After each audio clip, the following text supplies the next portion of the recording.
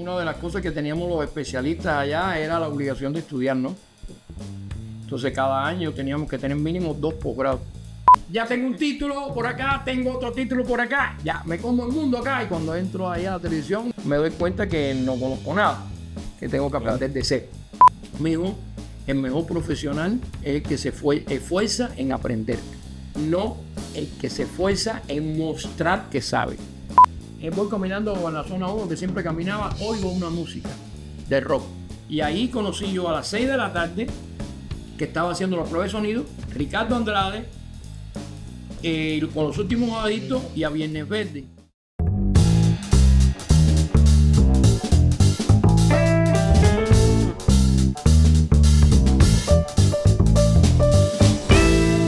Buenos días, buenas tardes y buenas noches. Bienvenidos a Guatecuento, el podcast que te cuenta las historias de Guatemala. Y ustedes están pensando, ¿cómo así que hoy no está Carlos Eseña?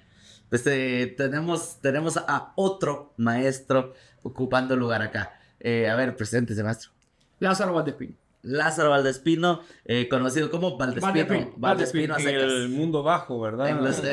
En los medios, en los bajos y en los altos mundos. Sí. Bueno, y lo que queremos decirles es que no está Carlitos porque está un poco indispuesto, ¿verdad? Pero tenemos un suplente. Así es. Y esta persona que viene hoy con nosotros, pues es una persona que es como un promotor cultural y es músico, es videasta, es televisión, ¿hasta cómo se dice? Televisión. Gente de televisión. Así es.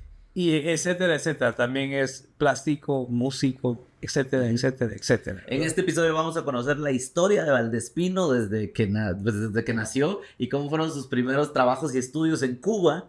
Sí. Y en qué momento lo llaman para venir acá a trabajar en el Ministerio de Cultura y Deporte, ¿cierto? Sí. Y luego ya cómo se desarrolla él acá como maestro, enseñando a otros y también como promotor cultural. Sí, bueno, déjenme decirles que Lázaro Valdespino pues ya tiene 24 años de vivir en Guatemala. Bueno, vive en Guatemala y vive en Cuba también, ¿verdad? Pero de estar acá en Guatemala, de haber venido 24 años. Así que, maestro, queremos iniciar con que nos vayas contando tu historia, pues, y bienvenido a Guatecuento. Bienvenido y gracias a todos ustedes. Y ahí empezamos.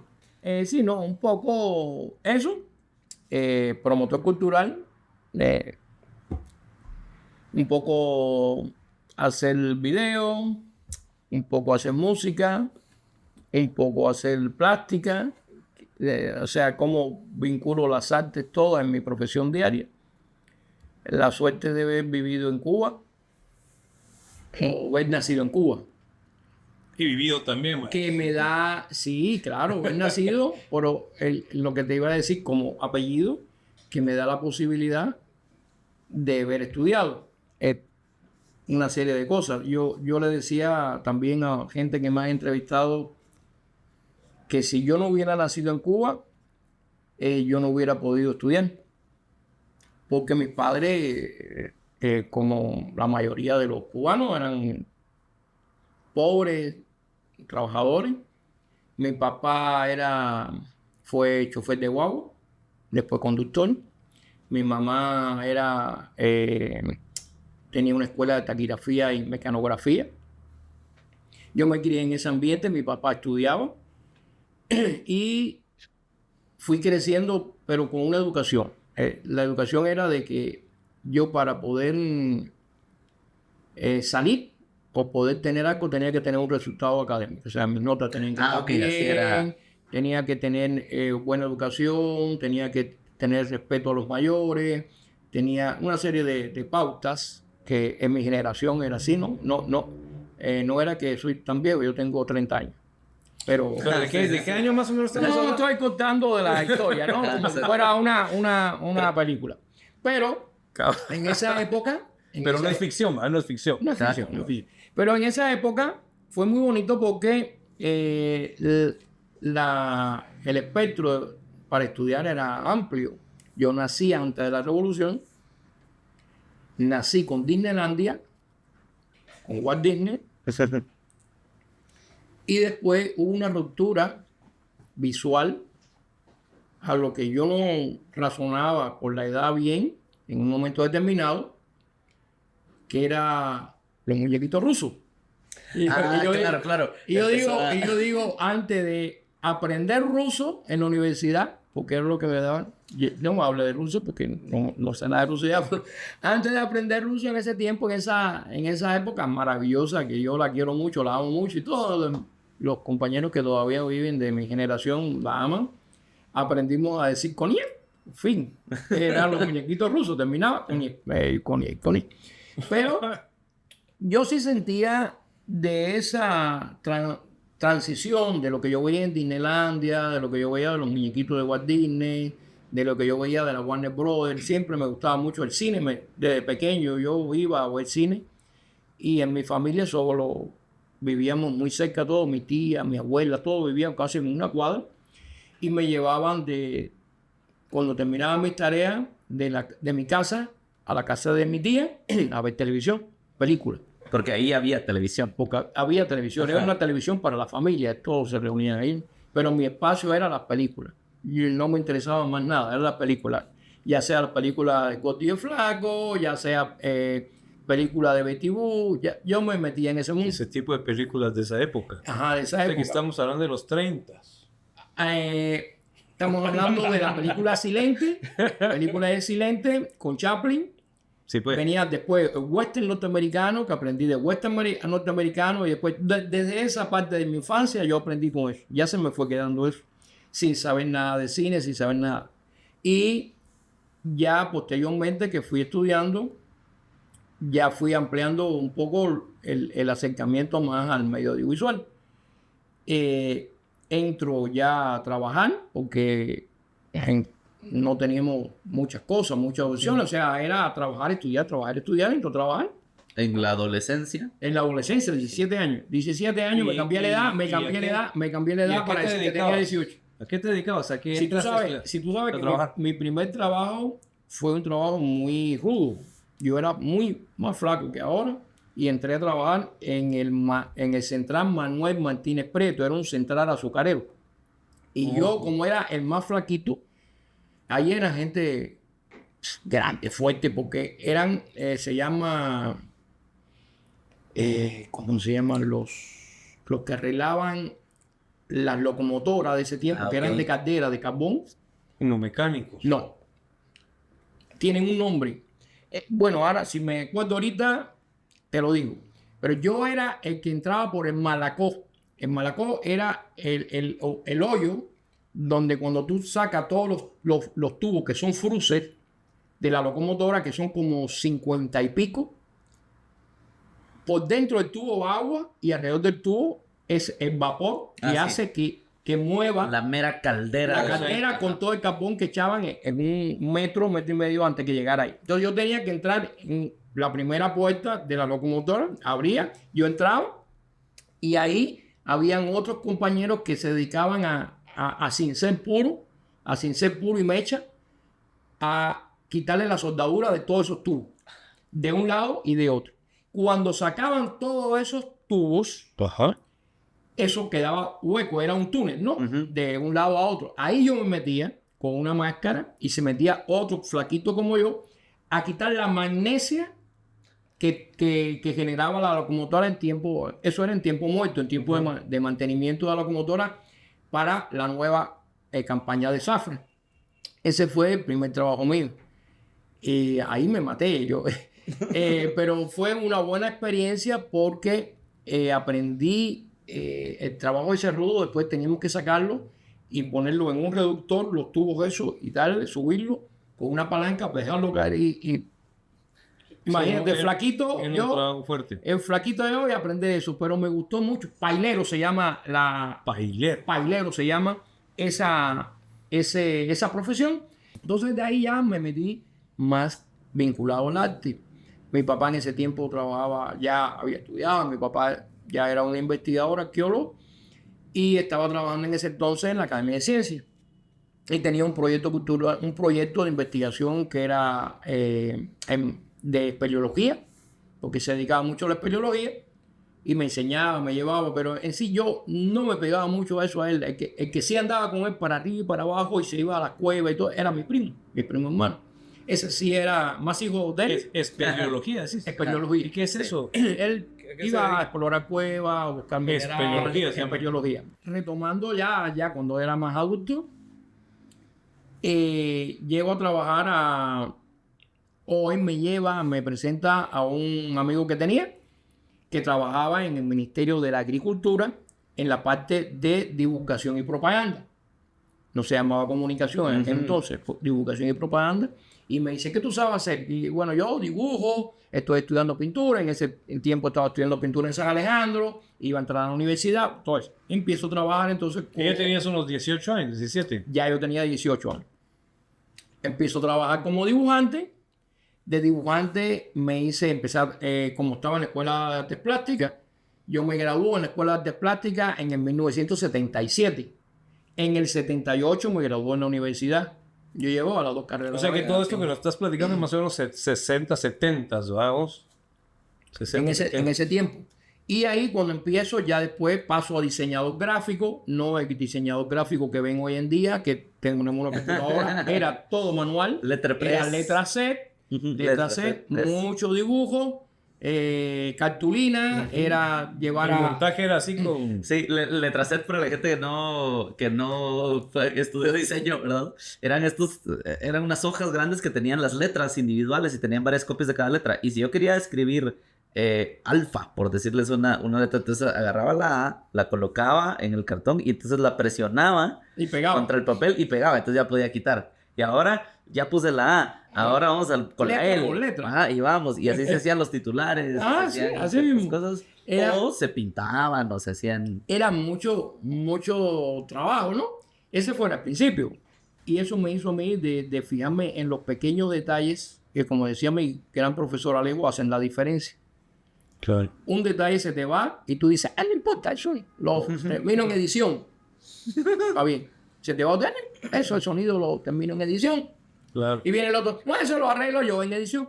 Pero cuando tú resumes todo lo que tú vas a arreglar en edición, es una cantidad de tiempo que tienes que invertir por no poderlo construir mejor desde el principio. Sí, y evitar eso.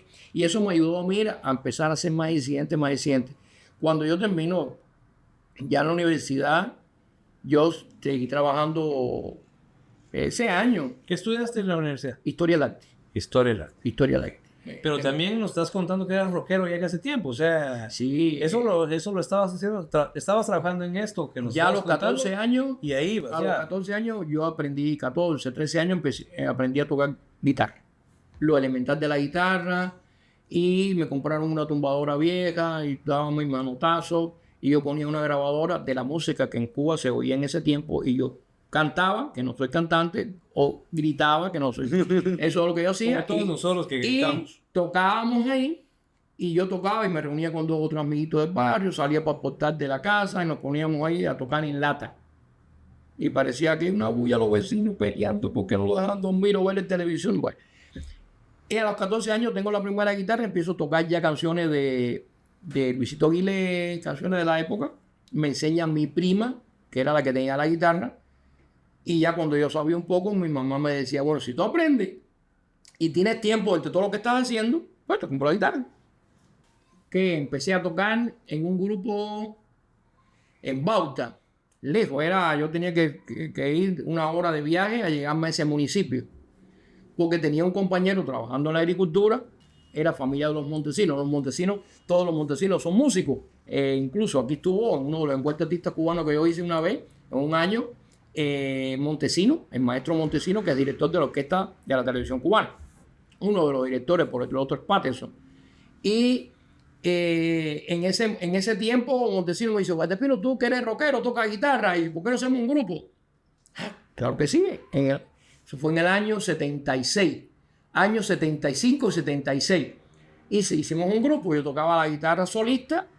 Minerva, una gente maravillosa que no podía caminar bien, tocaba el órgano.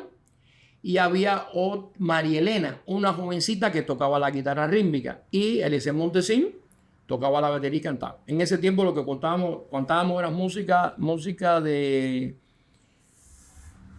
una o dos canciones que nos permitían tocar de los Beatles en inglés. Ok. Una o dos dentro del concierto nos llamamos, el grupo se llamaba Los Pitecántropos. Éramos los monitos. Éramos los monitos y así hacíamos The los Monkeys. conciertos en el teatro, que mi primo y mi papá se reían porque ellos decían cuando iban a ver los conciertos de nosotros que era el primer teatro en Cuba que no tenía asiento. Era el escenario muy bonito y un teatro grande, pero era sin asiento. El problema del teatro ese, no. El problema del teatro ese es que se había quemado. Hubo un O sea, no incendio. tenía... Lo remozaron, lo hicieron otra vez, lo pintaron, lo remozaron, pero no habían puesto los asientos. No había presupuesto Toda la para... gente parada. Y toda la gente iban del pueblo ese y del pueblo cercano, de Bauta, Arroyo Arena, de otros pueblos cercanos a vernos tocar. A nosotros no. A miles, habían como 15 agrupaciones musicales. Existía una gran empatía, no había esas enemistades de los grupos como yo lo veo hoy en día. Lamentablemente nos uníamos mucho, nos prestábamos las cosas. Si a mí se me rompía, a ti te la daba. Si yo no tenía que usarla, había una gran empatía y una gran solidaridad, si se quiere, entre los grupos. No, tú no eres mejor que yo, ni yo soy mejor que tú. Bueno, entonces bueno. pasaste esa época de rockero o de músico. Pasé ¿verdad? esa época. Y luego seguiste Seguí, en la universidad, ¿no? seguí, no. Ahí estudiamos. La música era fines de semana, sábado y domingo. Día entre semana no había nada porque era trabajar, estudiar y trabajar, estudiar. Terminamos y empezamos yo entré a la televisión en el 80 a trabajar en la televisión, pero ya tenía ya este avance de publicidad, de propaganda, de diseño, de imagen, si se quiere, y lo tenía adelantado. Pero antes de empezar la televisión, ya yo bajaba mucho del edificio, a la parte de abajo, que estaba videotape de la agricultura, del Ministerio de Agricultura, y habían traído las primeras máquinas, que eran 3/4, y la primera computadora para hacer animación de texto, que se llamaba la Amiga 2000. Lógico, no piense que una animación de texto como lo que vemos hoy en día, era por escalera todavía, ¿no? Porque era análogo, pero en ese tiempo, en cierto esa década, movimiento que tenía. en pero esa ese era década, animación. en 1978, Sí. 1979, era un boom. No me dejaban tocarla, pero yo me paraba ahí al lado a mirar cómo hacían ellos. Yo no entendía bien, pero yo con mirar ya yo me estaba contento. Pero bueno, de ahí yo salto a que ya juntamente cuando entro a la televisión en el 80, ya yo estaba tocando con un grupo de rock más agresivo. Ya era Kiss. Ok. Y varias veces tuvimos problemas con la policía. Sí, pues, Era rock and roll agresivo, sonábamos muy bien. Me acuerdo, un gran amigo, que ahora lo voy a ver cuando vaya a Cuba, Jojito, era uno de los hijos de los capitanes Martínez Tamayo, que murieron con el Che en Bolivia. Era el director del grupo, pero nos dedicamos a tocar rock duro. Teníamos una cantidad de seguidores tremendo. Si hubiera existido la red en ese tiempo, se hubiera comprobado ahí, pero llenábamos lugares grandes. Y también sabíamos, hay veces donde no podíamos tocar porque era un peligro para ¿Cómo se llama el grupo? Red. El grupo Red. R-E-D. Ese es el grupo Red. Creo que hoy en día el Cojito le puso, porque mantiene el grupo, gracias a Dios que mantiene el grupo, se llama Red 2. Ok. La segunda generación, como segunda generación. El año pasado. Ahí tocabas el bajo. Ahí yo tocaba el bajo. Cuando empecé a tocar ya en el año 70 y pico, no, 79, conocí a Florencio Silvera.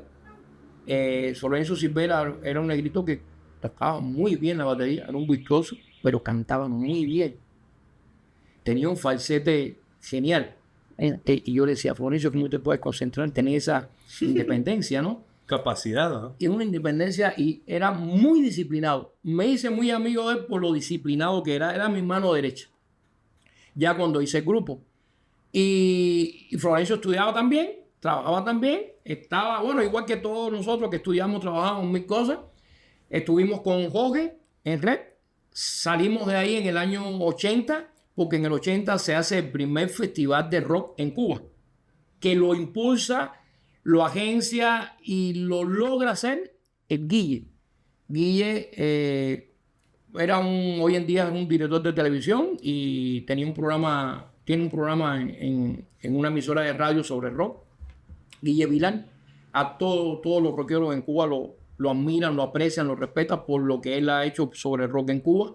Y ahí logró hacer el primer festival de rock y nosotros tocamos ahí con los mejores instrumentos que existían en Cuba para rock en ese tiempo, que lo tenía Arte Vivo. Enriquito, mi saludo desde acá, mi hermano. Enrique vive en México con su esposa y era una gran banda que hacía rock sinfónico, hacía música para cine, eran todos geniales músicos. Todos geniales músicos. Bueno, pero hablando de Valdespino, porque así es como veo que te conocen en Cuba, como Valdespino, Lázaro. Entro a trabajar en la televisión Eso. en el 80. En el 80. Y yo entré a trabajar a la televisión que ya lo conocía todo. Como el error que comete cada uno cuando entra a la industria grande, ¿no? Ya tengo un título, yo sé. ya tengo un título por acá, tengo otro título por acá, ya me como el mundo acá. Y cuando entro ahí a la televisión, no digo el nombre aquí que quería decir, pero me doy cuenta que no conozco nada, que tengo que aprender de ser. Y que tengo primeramente que ser humilde para recibir toda la orientación que te van a dar. Y es un poco la resistencia que tiene uno cuando entra a un medio, que ves que te está diciendo una gente que no tiene un título universitario, pero que sabe más que tú. Ojo, no todo título te hace tener conocimiento. No todo título te hace que tú seas una persona capacitada. Y eso lo vine a conocer con el tiempo, a pesar que mi papá se sentaba mucho conmigo, igual que mi mamá me lo decía. Amigo, el mejor profesional es el que se esfuerza en aprender, no el que se esfuerza en mostrar que sabe. Y esas palabras se me quedaron. Mi papá me sirvió de punta para yo lograr salir de muchas cosas. Y cuando entro yo ahí a la televisión, tuve un gran apoyo, que fue un ingeniero lamentablemente muere, que me enseñó mucho la parte de la ingeniería en televisión. A ese lo debo. Mario Colina Llorente. Era un negro antes. Estamos hablando entonces de que vos... 1980 o 1981. ¿En qué momento aparece la llamada para decir venga a Guatemala? Sí. No, eso ya fue 1999. Me iba para España. Un poquito, pero es un poquito antes de todo esto que estás contando. Sí, yo me iba para Bueno, España. quiero hacer una pausa. Vamos a hacer una pequeña pausa. Vamos a hacer una pausa porque queremos Buenísimo, leer algunos Arturo. comentarios de ustedes acá. Y vamos a pasar de Cuba Cuento, que venía siendo este primer invitado. Y vamos a pasar al Guatecuento, que va a ser tu historia ya acá en Guatemala. Pero quiero leer algunos comentarios. Bueno, quiero agradecer a Adriana Araceli y a Marco Leiva porque nos donaron plata. Nos donaron platita. Si ustedes le dan al botón hay un botón con forma de corazón. Y si ustedes le dan a ese botón, que no es el like, que también deben darle like, pero... Se llama gracias. Es el gracias, el botón de gracias. Ese los lleva a un lugar en el que ustedes, si está en sus posibilidades, pueden donarnos un poquito de plata. Ahora quiero leer las respuestas de la pregunta que hicimos la semana pasada. Preguntamos cuál fue la primera película sonora producida en Guatemala. Y se mencionó en el episodio con Jairo Bustamante. Y aquí contesta Lucía Chávez, la primera película sonora, El Sombrerón. Bien, bravo. Está muy bien. También quiero leer este comentario de Jaqueb 9. Dice: mi abuelita me contó sobre el tiempo en el que el actor de El Gran Chaparral estuvo acá en Guatemala. Ella era camarera del hotel donde se hospedó durante el tiempo que estuvo acá. Y no deja de mencionar lo apuesto, amable y caballeroso que fue con ella, ya que ella se encargaba de su habitación. Creo que tiene fotos. Fuera del tema, este ya es otro tema, también contó que conoció a Pelé, la misma señora, dice, y de la misma manera, pues en el hotel, supongo, que Pelé, que llevó a sus hijos a conocer a Pelé, y esa foto sí la tiene su tío enmarcada. Buenísimo. También, porque estuvimos hablando de las películas parteaguas en el cine guatemalteco, de la industria, de esa mezcla que hubo, más bien cooperación que hubo entre la industria cinematográfica de México y de Guatemala. Dice Tiki MDZ, episodio de lujo, importantísimo mensaje sobre nuestro rol como público. Pues sí, cabal. Buenísimo, buenísimo. Vamos a ver, dice Home Studio, dice, yo conocí a Enrique Brennerman allá en su gimnasio en Llano Largo, dice, me contó de esa película de Super San y el niño del espacio, Super San y el niño del espacio, que era como un luchador Super San, ¿no? No, y sí, bueno, y si nos está viendo por ahí Enrique Breverman. Ajá. pues un saludo también para él, gran cineasta guatemalteco también en el lado actoral, pues, ¿verdad? Sí. Saludos, Enrique. Freddy Portillo, hablando de Jairo Bustamante, dice, invitado de lujo, sus películas de clase mundial. Mi preferida, La Llorona. Buenísimo, buenísimo. Bueno, un saludo también para Jairo Bustamante, que bueno, pues está estrenando en esta semana que viene. Si ustedes están viendo el episodio que sale hoy, mañana miércoles, sí, estrena la nueva película y la premier, la premier de Rita es ahí en la gran sala del Centro Cultural Miguel Ángel Asturias. No sé, porque estamos grabando antes, no sé si hay entradas todavía a la venta. Pero siempre busquen. Nosotros vamos a estar ahí. Sí, exacto. Berta Elena dice, excelente, felicitaciones. Esto engrandece a los guatemaltecos y ustedes son parte de esto. Hace un año vimos con mi esposo como 3 películas antiguas guatemaltecas. Nos quedamos fascinados y felices de ver que se han hecho películas muy buenas en nuestro país. Sigan adelante y éxitos. Iris dice, invitadazo de lujo Jairo, felicitaciones Guatecuento y también a Jairo por su pasión por el cine y hacer visible a Guatemala internacionalmente. Muy bien, y qué historia, ¿verdad? La de Jairo Bustamante. Sí, la verdad es que... Y nos estaba contando que de sus opciones para ir a estudiar cine, una de ellas era Cuba. Sí. Porque tú sabes que es ese... La Escuela de Cine San Antonio. Exacto. Sí. Y al final del episodio vamos a hacer una pregunta nueva y la contestaremos en los episodios siguientes de Guatecuento para que ustedes la pongan en los comentarios. Sí, bueno, vamos a regresar un poco acá. Vamos a terminar Cuba. Pero no vamos a terminar con Cuba, sino que lo que quiero decir es, con tu historia ahí, luego viniste para Guatemala y eso es lo que quiere saber nuestro público, que, bueno, cubano que hace aquí, ¿por qué está invitado acá? ¿Qué pasa con Guatemala? La cosa es la siguiente, para yo llegar acá no es que llegué así aquí, es que durante mi trayectoria en Cuba, una de las cosas que teníamos los especialistas allá era la obligación de estudiar, ¿no? Entonces cada año teníamos que tener mínimo 2 posgrados en el Instituto Superior de Arte. Cada año 2 posgrados. O sea que tenés varios posgrados. 6 posgrados. 6 posgrados. Híjole, eso es lo mismo que hablamos la vez pasada, ¿verdad? ¿Cómo es posible? Mire, pues pongámonos la mano en la conciencia, ¿verdad? Estudiemos.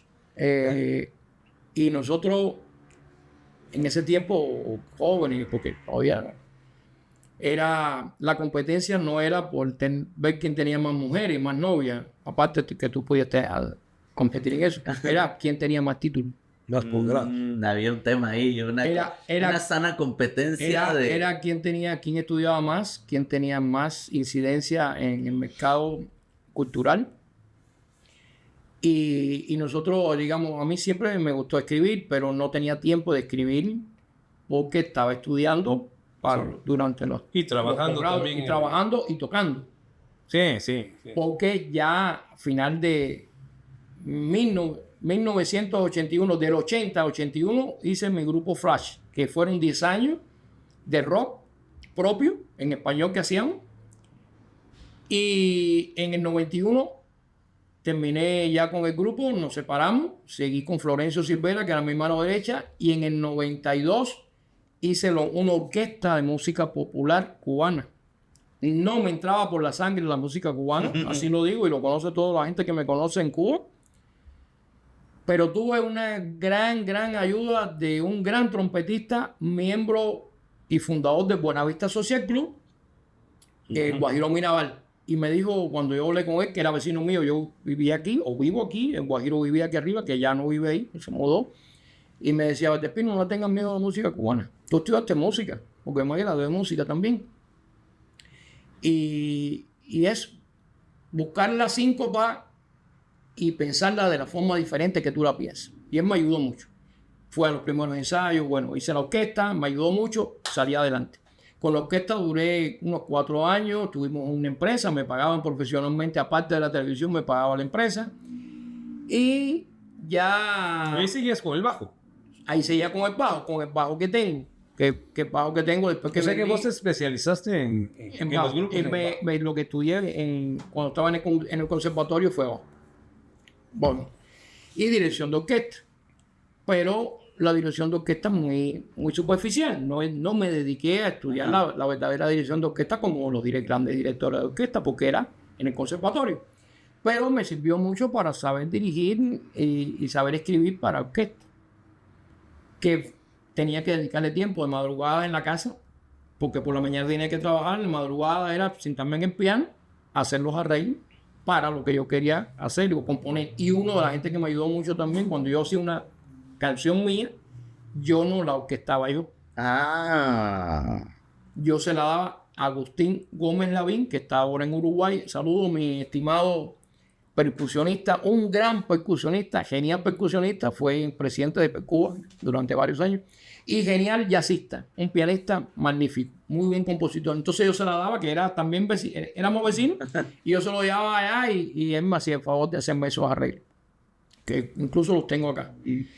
Salgo de esa etapa y ya empiezo a viajar, ya no puedo continuar con la orquesta. Todos esos estudios me dan la posibilidad que me inviten a México, me invitan a otros países, a Italia.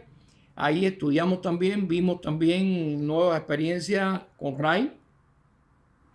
Pero ahí estás hablando ya de televisión. Televisión, 1996. Y ahí fue una buena experiencia.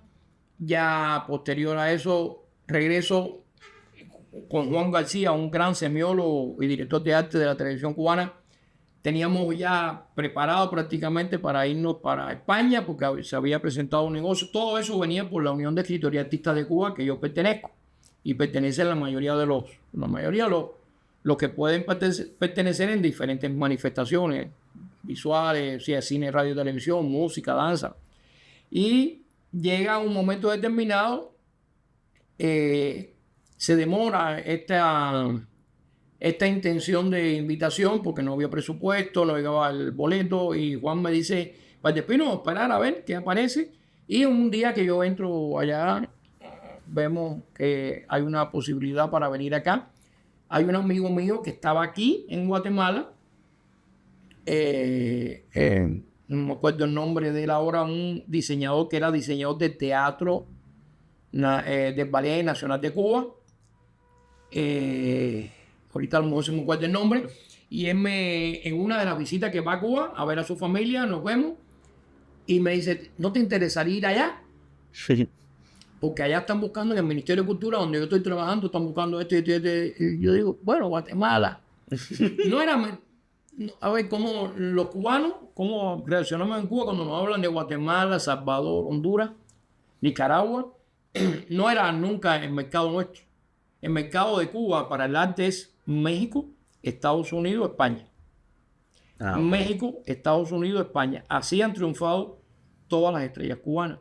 Damaso Pérez Prado, México, Estados Unidos. Y así. Entonces nosotros nunca miramos esta otra parte de la región centroamericana como un vínculo o como un trampolín, como trampolín o desarrollo para las necesidades o aspiraciones que tenían los artistas. Los artistas o se van para Europa, o se van para Estados Unidos o México. Perfecto. Ahí estaba todo conformado de nuestra visión, de nuestra perspectiva, pero le pregunto a mi papá y mi papá me dice, hijo, sí, Guatemala tiene una historia tremenda. Mi papá había escrito varios artículos en la revista UNESCO sobre los mayas en Guatemala. ¿Tu papá conocía a Guatemala? No, nunca estuvo acá. Pero sí había escrito sobre los mayas. Había escrito sobre los mayas, sobre el libro El Bogeo de Antonio Núñez Jiménez, que era presidente de la Academia de Ciencias, que había estado por toda esta región y ya le había dado mucha información. Entonces le encargan a mi papá un artículo sobre, específicamente sobre la cultura maya. Y la información que tenía mi papá y lo que él se imaginaba ya de la arqueología y todo acá y toda la fotografía que le había llevado Antonio Núñez Jiménez, él hace ese trabajo, entonces me lo da. Yo empiezo a comprender un poco, otro poco me lo dice, y otro poco lo fui a preguntar en la embajada de Guatemala en Cuba. Okay. Y entonces me siento con el de cultura y le digo, bueno, dime lo que es allá, y empiezo a aprender un poco. Para mí era un poco, pero cuando yo llego acá y me empiezo a hablar con las personas que yo le iba a dar clases y eso, me doy cuenta que sabían menos que yo sobre cultura guatemalteca. Sobre la cultura, lamentablemente era así. Yo le preguntaba si conocían quién era, en qué año se había firmado los acuerdos de paz, nadie me decía, y quién era el presidente en ese tiempo, tampoco. Entonces, eso fue una cosa que me tocó en ese tiempo, me chocó mucho, pero decía, ¿cómo si son jóvenes no van a saber esto? Y yo de Cuba... ¿Pero eso fue en qué año exactamente fue que viniste? 2000, 1 de julio del 2000. Del 2000. 1 de julio del 2000. Ahí empecé a dar talleres de artes plásticas porque vine por invitado por el Ministerio de Cultura. pocos talleres. Me conseguí otro trabajo como cubano fin y di clase en el ENSE de dibujo, de las Américas. Dibujo, pero ya estaba muy inquieto. Ya no era, porque eran poquito tiempo que iba a estar acá en Guatemala. Claro. Y llego, me hablan de la Universidad de San Carlos, veo gente combinando, hablando, y me llego a la Universidad de San Carlos y voy allá a Rectoría, que se quita al costado de la Rectoría, estaba extensión universitaria, ahí estaba la oficina de Rabé. Byron Rabé. De Byron Rabé Un Rendón, saludo para el Byron. arquitecto Byron Rabé. Y ahí le voy a decir, mira, yo trabajo en la televisión cubana, yo entro acá, y me presento como cubano, no nada en la antesala. Yo voy y le disparo y ahí fue. Y lo conocí, Byron Rabé, hicimos buena química, me atendió muy bien y me dijo, mira, sí, me interesa, estamos en este proyecto, estaban preparando para lanzar el canal, si te interesa, podemos hacer unos diplomados. Voy a hacer ya un diplomado que tenía ya visto con un cubano precisamente, Julito Machado, que era el director de producción de los musicales en Cuba. Vino Julito Machado, ahí conocí a toda la gente que hoy conozco y respeto mucho. Ahí conocí al difunto y gran maestro Julio Roberto Dávila, a Tonito Reyes, a grandes personas que respeté mucho y aprendí también de ellos y de cómo transmitían sus conocimientos, que eso era muy importante. Conocí a muchos artistas en ese primer diplomado que se hizo en la Flavio Herrera. Ya a partir de ahí, en el 2002, yo comienzo con los diplomados que hacíamos nosotros, o en el 2003 los diplomados que empezamos a hacer en Paraninfo Universitario, porque se muda ya a extensión universitaria para el Paraninfo. En el 2000 exactamente, y no sé si fue después de julio, ¿verdad? Ahí nos conocimos con Lázaro, tenemos 24 años de ser amigos, ¿verdad? Y somos muy buenos amigos desde hace ese tiempo para acá. En el momento en que nos conocimos no sabíamos que íbamos a estar muy afines con la televisión, por ejemplo. Nos conocimos bajo otras circunstancias artísticas más bien. Me recuerdo que nos conocimos en la Plaza de la Constitución, en un concierto que había de varios grupos de rock y creo que estaba Bohemia Suburbana en ese momento tocando ¿y tú quién eres? Cubano y que no sé qué, y como que algo nos hablamos, la verdad no recuerdo bien, pero ahí nos conocimos. Y luego de eso, pues yo ya también venía con mis cuestiones de televisión e ingreso a uno de esos diplomados y me encuentro a Valdespino de docente y yo de alumno. Entonces, Valdespino fue mi maestro también en el sentido de la televisión y bueno, todo lo que hemos vivido. Pero quería hacer esta pausa para que vieran que todo está relacionado en este mundo, el universo, pues conspira. Hay una conspiración directa para que estuviéramos de alguna manera relacionados, ¿verdad? Y bueno, pues muchas de las cosas que yo hago, pues son cosas que he aprendido de este gran señor que tengo aquí el día de hoy. Yo te agradezco, yo aprendo de todo. Y le digo a los alumnos míos que donde más yo aprendo son con los niños, mirando a los niños. Yo era niño. Mirando a los niños. Igual que yo. Y ahí yo aprendo mucho. Es increíble eso, interesante. Pero, digamos, ya tu labor estaba hecha. Ya estaba hecha.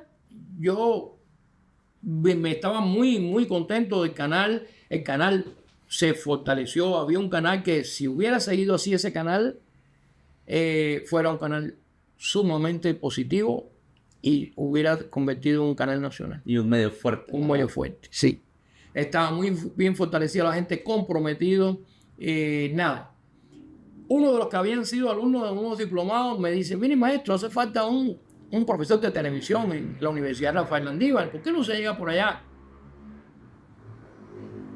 Y una compañera, amiga también, que conocí hace muchos años, también uno de sus diplomados, Violeta Blanco, me dice que estaba en la conversación y me dice, sí, Valdespino, embúllate, yo te llevo.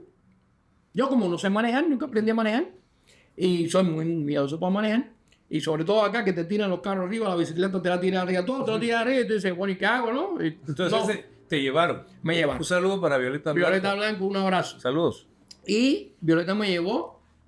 Ahí vi a hablar con la directora de comunicación en ese tiempo y me dice, sí, mire, me hablaron de ustedes, no me interesaría dar un curso acá, mire, que es tanto tiempo. Y yo le dije, bueno, pero le puedo responder mañana, porque tengo que comunicarme, mandar un correo a Cuba. Y yo, las cosas estas burocráticas para decirle a mi presidente, que en ese momento era el Premio Nacional de la Televisión Cubana y director de La Gran Escena. Se me olvidó el nombre del gran amigo. Es un gran amigo y se me olvidó el nombre ahora. Sí pasa a veces. Artigas, José Ramón Artigas. Y Artigas me dice, no, Espino, no tiene problema.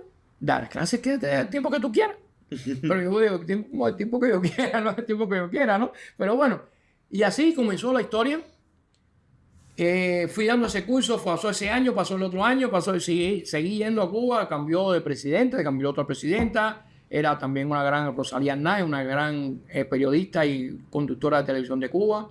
Después pasó otro, así, fueron pasando presidentes por la Asociación de Cine, Radio y Televisión, y la gente siempre se socializaron mucho, comprendieron la labor que estaba haciendo aquí, porque paralelo a eso, yo comienzo en el propio 2004, ya cuando me iba a ir de acá, hago el primer encuentro de artistas cubanos y guatemaltecos. Sí, al final vos acá estás funcionando como un embajador del cine, televisión y radio de Cuba, ¿no? Cultura. Y música. Ajá. Y cuando Abascal, que era ese embajador que estaba en ese tiempo acá, primeramente yo me siento con varios Rabel y le digo, Rabel, ¿por qué no hago un encuentro? ¿Tú me apoyarías? Y Rabel se engulló también y dice, sí, yo te voy a apoyar. La Sancar no te va a apoyar. La Sancar no me apoyó. Y entonces me dice, ¿pero cómo conseguimos los boletos? Me fui a Copa, enamoré a Rudy Keller, que estaba de gerente de ahí de Copa. Me dijo, claro que sí, yo apoyo todas esas cosas culturales. Me apoyó también y así yo me maravillé mucho porque todo el mundo me apoyó y se hizo el primer encuentro de artistas cubanos. Se trajeron a varios artistas. Había un grupo musical acá de cubanos que estaban acá, tocaron y quedó muy bien. Y eso hizo que en el discurso final de esa semana de actividades, el embajador Abascal me comprometiera y dijera, esto hay que hacerlo todos los años. Y yo decía, bueno, que lo haga otro porque ya yo me voy. Y como ya después me quedé, el año siguiente dando clases hice el segundo encuentro.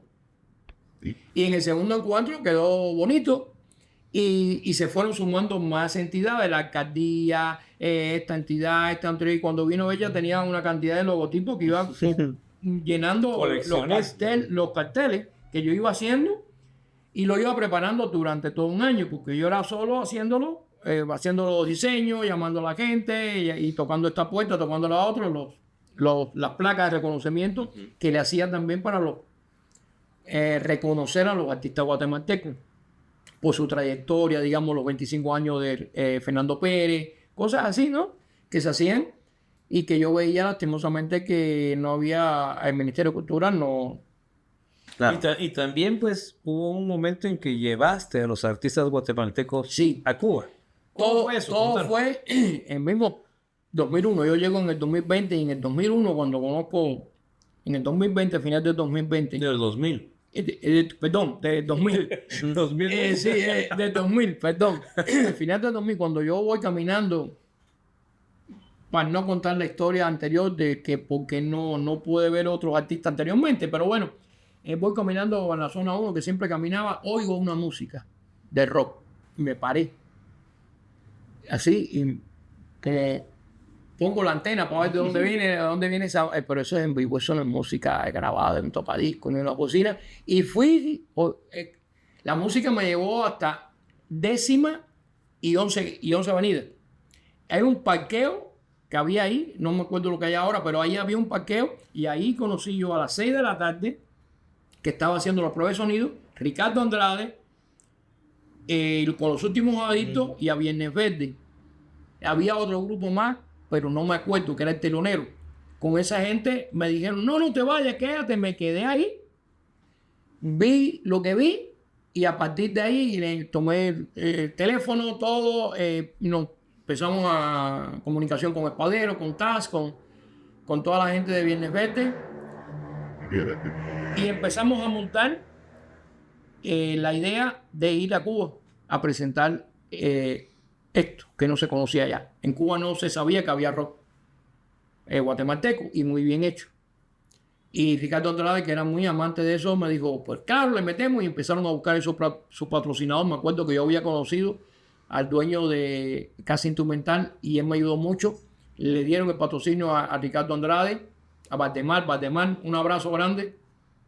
Y a Viernes Verde. Fin de la historia, fuimos allá, compartieron con los grupos rockeros de thrash y demás. Le pude grabar porque yo había viajado a Cuba allá, hablé con la embajada de Guatemala en La Habana, hablé con la televisión cubana, con Julito Machado, garanticé que la televisión cubana y un programa de rock de la televisión cubana, Cuerda Viva, grabara el concierto. Solo era para grabar el concierto, casi no había público en ese anfiteatro, para grabar el concierto de Ricardo Andrade y de Viernes Verde. Ese fue parte de ese concierto. Cuando me dieron los videos, fue parte del documental que yo le hice posterior a Ricardo Andrade cuando muere en el 2002, 20 de octubre del 2002. Pero bueno, ahí conocí a Ricardo Andrade y a estos grupos. Posteriormente seguí viendo los encuentros, se fueron desarrollando, y en el 7º encuentro que vino el presidente general de la UNIAC, un gran intelectual que le dieron incluso, hizo el cambio de rosa en el palacio y le dieron el título de embajador de la paz, junto con varias personas más ahí. Ahí se comprometió él, Miguel Barnet, de que el próximo encuentro, el 8º encuentro, iba a ser en Cuba. Entonces, se va a hacer el 8º encuentro en Cuba. Me comprometió más todavía porque tenía que prepararlo yo acá, tenía que... Y allá, y sin dejar de hacer lo que yo hacía acá, ¿no? De trabajar y de esto y de lo otro, de 1000 cosas que me comprometía. Hay veces yo decía, ¿por qué me abrí mi bocota y me comprometí? Pues no tengo tiempo ni para dormir. Pero bueno, lo hicimos y llevamos para allá, me acuerdo, el difunto Herbert Meneses, a este escritor joven que estaba acá en Centro Cultural de España, Payera. Javier Payera.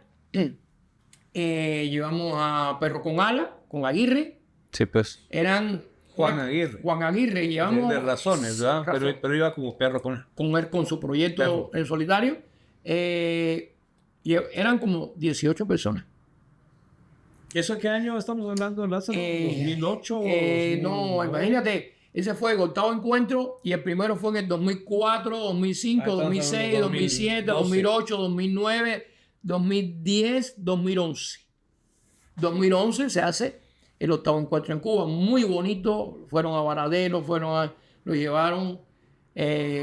Fueron otras condiciones también que existían en Cuba y lo disfrutaron mucho.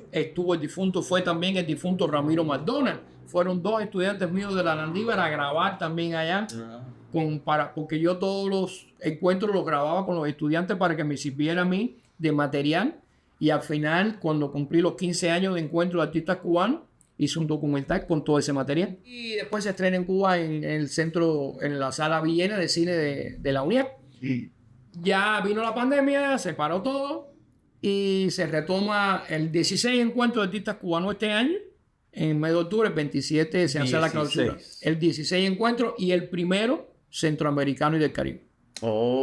Vienen artistas de ¿Eso va a ser este año? Este año. Aquí en Guatemala. En Guatemala. Este año se dedica a la televisión pública. Cada año se dedica a un tema, ¿no? A la mujer, a la niñez, a la música, a la literatura. Ahora va a ser a la televisión pública. A la televisión pública. Sabemos que en Guatemala no hay televisión pública, por eso lo hacemos, para ver si a alguien se le duele la conciencia o el amor a impulsar la televisión pública. Y quitar toda la basura que se pone hoy en día en la televisión y hacer cosas propias. En Guatemala hay increíble talento, hay mucho talento en la calle que no se han descubierto, que está virgen, y otros que están trabajando por cuenta propia, que se puede sumar a una televisión pública para elevar los valores culturales de la nación, que eso es lo que se quiere. Y van a haber conferencias virtuales y el gran concierto final, que es el 27 de octubre, donde siempre lo hacemos en el centro, en la Concha Acústica. Ahí va a ser el concierto, donde viene una bailarina de bailes tradicionales de Nicaragua, de El Salvador creo que vienen dos trovadores. Muy bien. Y así tratamos de que para los que no conozcan y no saben dónde queda la Concha Acústica, pues está la Plaza de la Constitución y hay otra plaza, digamos, otro parque que está contigo, que es el Parque Centenario. parque que Ahí en ese parque es donde está la concha acústica. Estamos hablando de la 8ª calle y entre 5ª y 6ª avenida. Así es. Así sería. ya lo dijiste mejor, con mejor dirección. Ahí está. Pero ahí funcionó prácticamente me he desarrollado en esto de enseñar un poco en la Landívar, en la Panamericana, también que me vinculé de 2005 al 2012. En la Galileo estuve algunos años, en una temporada, 2016, después estuve en el 2013, hasta 2014, en el 2016 estuve, periodos corticos, con una gran amiga, Karen Mancilla, que es conductora de los canales nacionales. Y, Saludos también ahí a Karen Macía. y últimamente, ya desde el año 2019, estoy con el proyecto de Mente, que son los canales nacionales en la Universidad Regional, impartiendo clases de televisión. O sea que estás hasta adentro en Guatemala. Ajá. No vemos que vayas a irte de aquí de este país, ¿verdad? Ya casi considerado guatemalteco aquí el maestro Lázaro Valespino, a quien pues, Ya hiciste- tenemos el ya gran hiciste vida. honor, en honor de tenerlo acá, Sí. ¿verdad? Pero ¿qué pensás? Mira, no, yo tengo una duda. ¿Cómo hiciste vos para estar en Guatemala estos 24 años y también estar en Cuba? O sea, ¿cómo haces vos para estar aquí, estar allá? Porque eso es lo que haces, ¿no? Sí, el problema es que, digamos, yo viajo a Cuba todos los años. Tengo familia allá. A veces traigo a mi señora acá. Y está conmigo aquí un tiempo, pero se regresa. Y yo voy allá también a ver a otros amigos y familia que queda allá en Cuba. Y también a visitar la televisión cubana, a ver lo que ha cambiado la televisión cubana, la nueva tecnología. La tecnología digital, Cuba saltó a lo digital hace años ya, en plena pandemia saltó a lo digital completo, una tecnología muy buena y siempre me ha gustado eso, estar viendo qué cambios hay, hablando con los amigos, sobre todo con uno de los que todavía vive, que es Juan García, semiólogo, muy bueno, con un razonamiento crítico muy amplio. Y también con otro que se parece a mí, que hay veces lo veían en Cuba o en la televisión en los pasillos, los que no conocían mucho le decían, Valdespino, ¿cuándo llegaste? Y él se paraba y sabía que ya me lo había confundido. Ah, o sea, parece físico. O sea, que esa es la Ese es el receta. secreto. El secreto es ese. y- ¿Cómo puedes estar aquí y allá? Y Doble. le decían, sí, dígame, no, porque mira, para invitarte así, yo voy a ir. Y después me escribe Lacosta, se llama Luis Lacosta, un gran director de arte de cine y también director de cine. Te escribe para decirte, mira, tienes que estar aquí. Tengo tantos recados para ti. Le digo, coño, Lacosta, no te hagas, no jorobes más, compadre, que un día me van a matar cuando llegue allá. Y dice, no te preocupes, no es complicado, no te vas a comprometer en nada. Y ahora, cuando presentamos el documental de los 15 años de los encuentros de artistas cubanos que nos retratamos, te voy a pasar la fotografía, haciendo unos cuentos ahí entre nosotros de todos los mensajes que tenía él guardado ahí hace tiempo que lo encontraban, ¿no? Muchas personas, lamentablemente, que yo trabajé, con los que yo aprendí mucho, Anicia Arevalo, una de las mejores diseñadoras de vestuario para cine y televisión, Mario Juan Portal, uno de los mejores diseñadores de luces para cine y televisión. Aprendí mucho con él. Y está Pauste, el vivo Pauste, un pintor naturalista exquisito, con una experiencia y una calma para hacer la escenografía, diseñar. El hijo de él, Pauste, también salió muy buen diseñador escenográfico. Con todo ello aprendí. Y me fui acumulando experiencia de qué cosa es la imagen. Y construir imagen no es construir un plano. Construir imagen es, antes de construir el plan, saber cómo lo vas a construir y qué elementos tengo que poner y quitar, mirándolo así de simple vista, para detallar o detectar el objeto que no debe de, o otro que debe de ingresar. Fueron muchos años de experiencia que todavía uno sigue aprendiendo. No porque uno haya tenido tanta...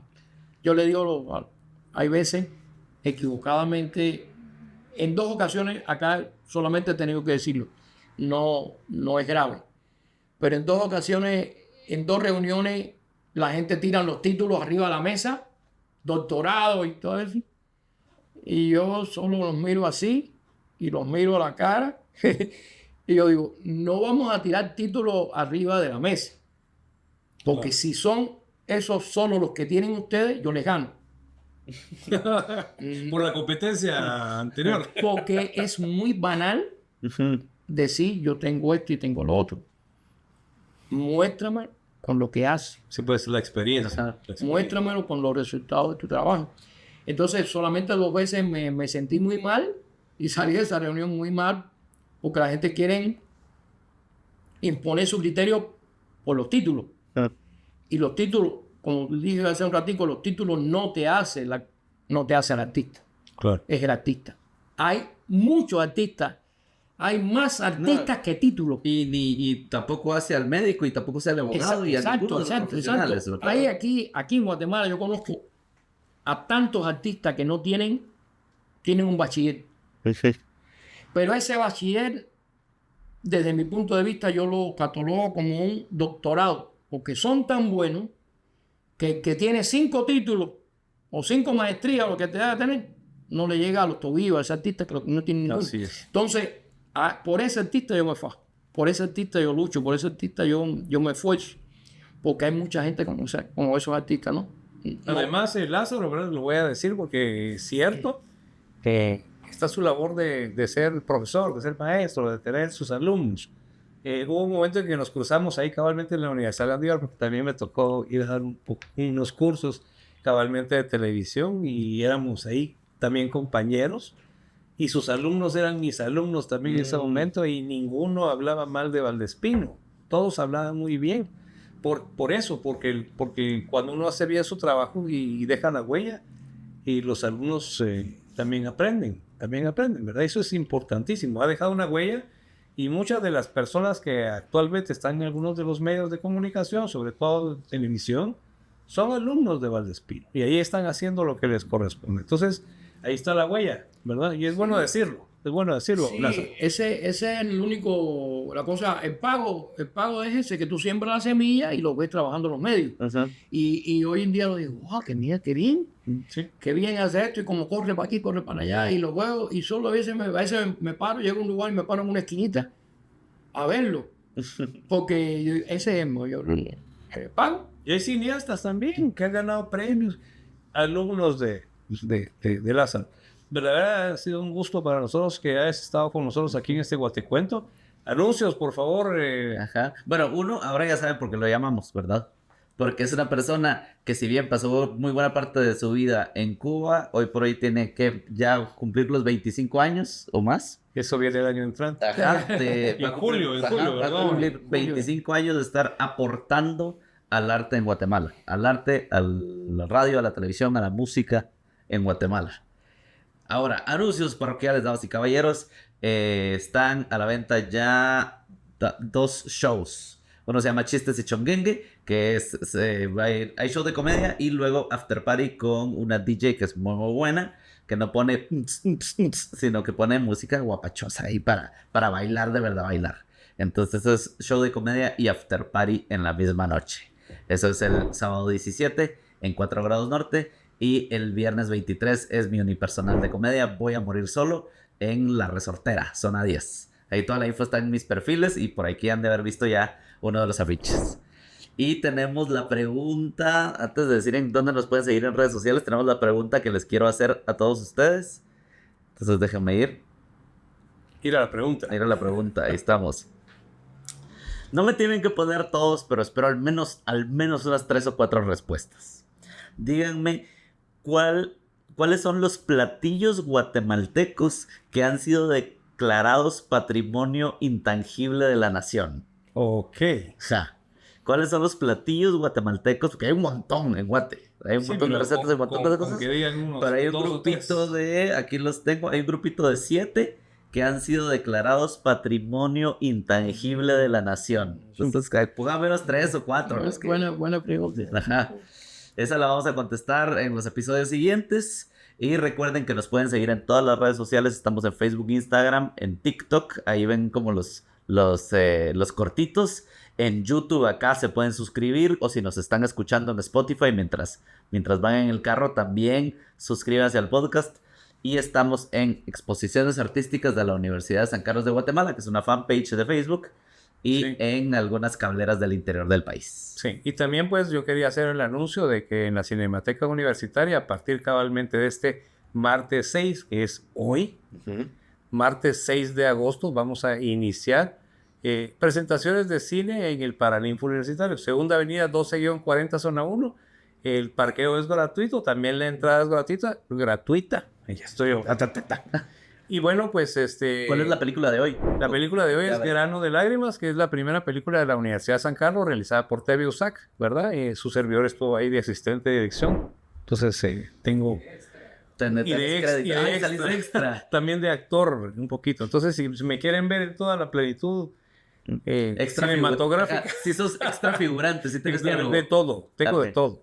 Entonces, es como personaje también, pero les quiero decir que todos los martes estas presentaciones se llaman Noches de Cine de Cinemateca IDCC, que es el Centro de Estudios de las Culturas de Guatemala, que en conjunto con ellos estamos realizando que no es ciclo, sino que es cada martes, todos los martes. Ir creando esa costumbre. Vamos a crear la costumbre de cine en el Paraninfo. Ahí les vamos a tener poporopos para los que quieran llegar. Ah, buenísimo. Ahí va a haber poporopos.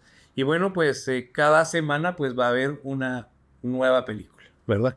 Estén pendientes entonces de las redes sociales de la Cinemateca y de la Universidad de San Carlos y personales también.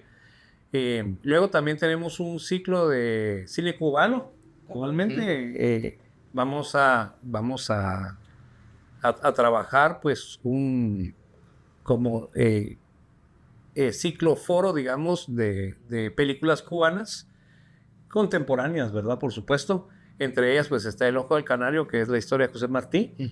Esa va a ser el día 22, pero el ciclo es desde el 19 hasta el 22. Entonces vamos a estar 19, 20, 21, 22. Son 4 días. Sí. Estamos en la Casa de la Cultura Flavio Herrera. Eso es en la zona 11 de la ciudad capital. Se llama Colonia Mariscal.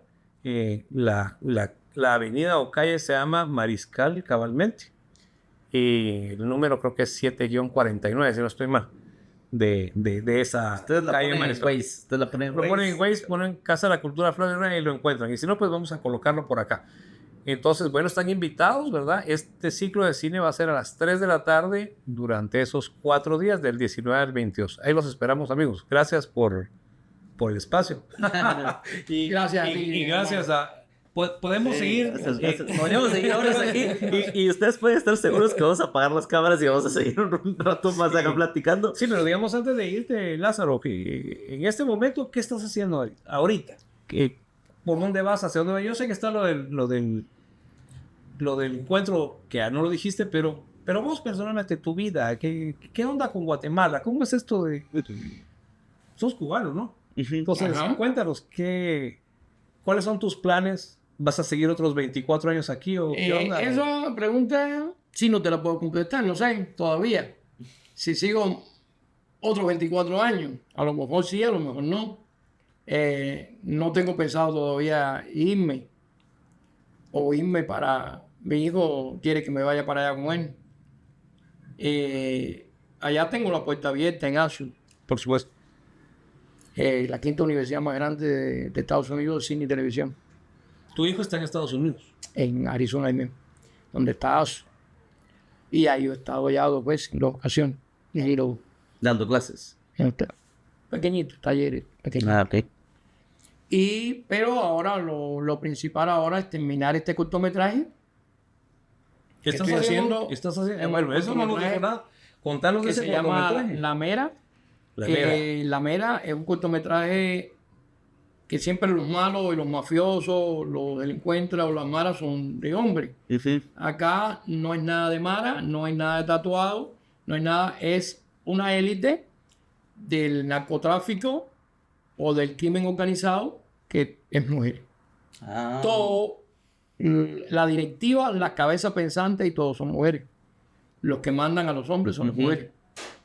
Y La Mera es, si se quiere, la actriz principal, pero sobre La Mera hay otra mujer que se llama La Señora.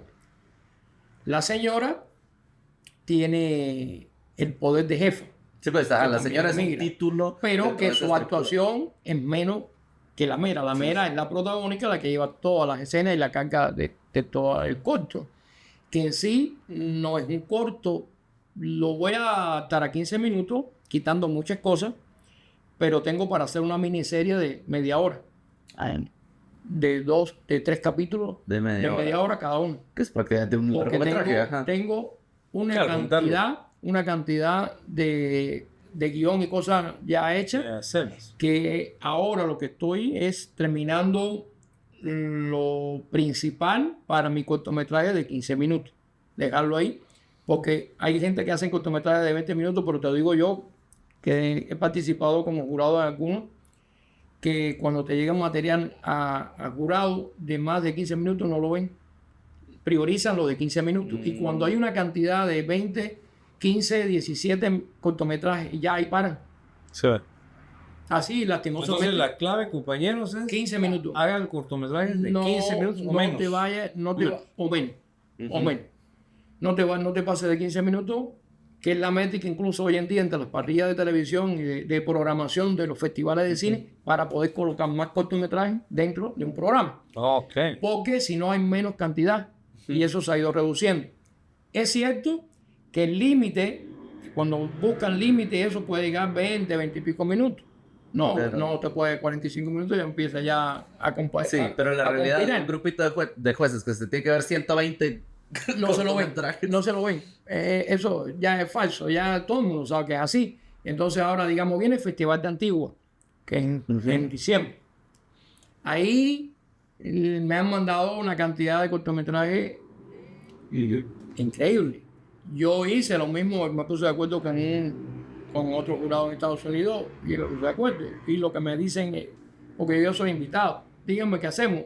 Ellos son jurados de otros años, o sea, del primer año, porque este es el segundo O sea que tú festival. estás siendo jurado de este festival. De este festival de cortometraje. Entonces, ahora van a verlo. Corto primero. Ujú. Si ya vimos una cantidad de cortos que no va a superar eso, ya no vamos a ver nosotros.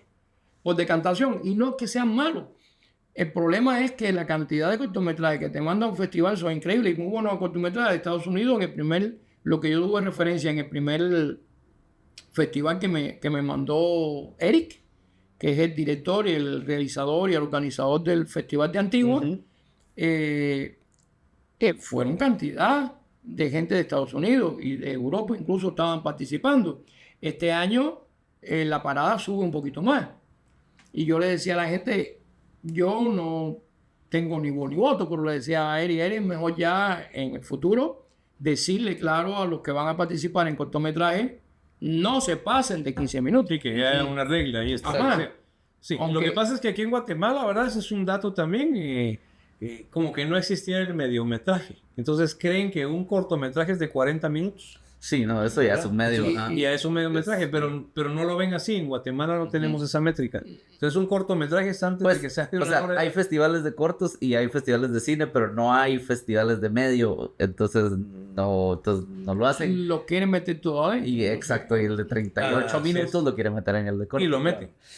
Y por practicidad, los jueces ven primero los cortos más cortos. Sí, entonces y si qué con bueno, eso llenan y qué bueno lo- saberlo, Claro. porque entonces es un tip para la gente que está, Sí, sí, para sí, los sí. realizadores, ¿verdad? Sí. Bueno, Lázaro, entonces, estás con tu cortometraje, ¿para cuándo más o menos crees que lo puedes tener? Yo lo he ido trabajando muy poco porque la característica de este cortometraje es que lo hice no con actores, Ah, ok, es con gente de a pie.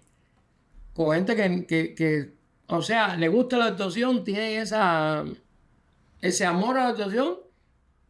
Tuvieron un curso solamente de actuación, algunos han experimentado en teatro o en spot publicitario en alguna compañía, pero no son actores así. Ya Son nuevos reconocidos. talentos. ¿no? Nuevos talentos. Sí. Y con ellos me comprometí, con eso lo estoy haciendo. Entonces yo me adapto al tiempo de ellos que tengan libre, porque Pues, es gratuito, no hay fondo para hacer el Ajá. cortometraje, no hay nada. Y el tiempo que yo tenga, entonces vamos ajustando nuestros tiempos. pura gente como yo. Vamos a ajustar todos los tiempos y Que lo voy andas haciendo. buscando tiempo, ¿sí? Sí, Vamos Está ajustándolo y con también la tecnología, gracias a Corleto que me presta la cámara para grabar cuando grabo de noche. Porque yo grabo todo con una GoPro y un celular. Ese es el sonido. Y cuando grabo de noche, la GoPro mía es viejita, Ya da no, mucho grano, ajá. no, aunque tenga luz y eso. Sí, lo que veo yo con ese trabajo es que es un trabajo muy personal, ¿no? Sí. Es un trabajo muy Lázaro, ¿verdad? Yo a Lázaro, pues, me recuerdo que hicimos un documental en el año que fue, 2003, 2004, por ahí. ¿Te recuerdas que era sobre el del himno nacional? Sobre José Joaquín Palma. sobre Palma, exactamente. José Joaquín Y lo Palma. hicimos ahí le aprendí un montón de técnicas al maestro, ¿verdad? Porque él era muy de enseñar, pero no lo hacía él, ¿verdad? Sino uno lo hacía. Entonces uno aprendía haciendo. ¿Verdad? Pero ahora lo estamos viendo haciendo. Esa es la diferencia. Estamos muy agradecidos por tenerte acá, de verdad. Gracias a ¿Quieres ustedes. decirle algo más al público? Pues ahí están Nada, las que sigan cámaras estudiando. para vos. No paren su sueño. Tienen miles de tropiezos diariamente. Ustedes tienen que tener más de miles para saberlo superar y seguir adelante. No se caigan. No se caigan, porque la vida es tan linda y aquí el arte prolifera solo. No esperen nada.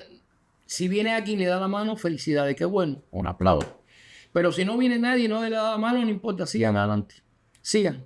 Tienen que seguir luchando. No pueden pararse. Aquí hay mucho talento y estoy seguro que estoy hablando frente a miles de gente que tienen mucho talento Claro. y que hay veces se inhiben, se encierran con tristeza porque no tienen un Ministerio de Cultura o una entidad que los apoye o una ONG que venga a descubrir talento o no sé.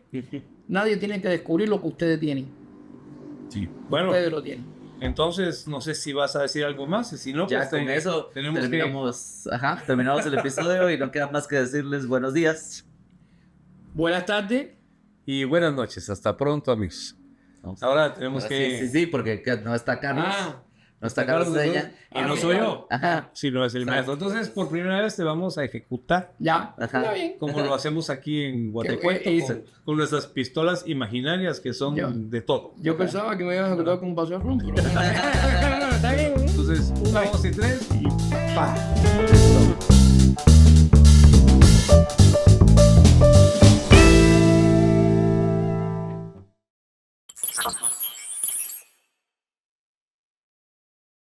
Veamos, Agradecido. ¿y cuáles son esos 8 títulos que dices que tenés? Yo- Enumerarlos ahí, vos los que... Graduado en arte plástico, Ajá. graduado en música, Ajá. graduado en historia del arte, 6 posgrados 6 posgrados de historia del arte. en diferentes. Tengo un posgrado en arte africano, La madre. Ah, ok. tengo un posgrado en artes visuales, tengo un posgrado en artes plásticas, tengo un posgrado en narrativa musical, Ah. así. Y para aquí solamente pude traer validado, o sea, autenticado esos 2 posgrados.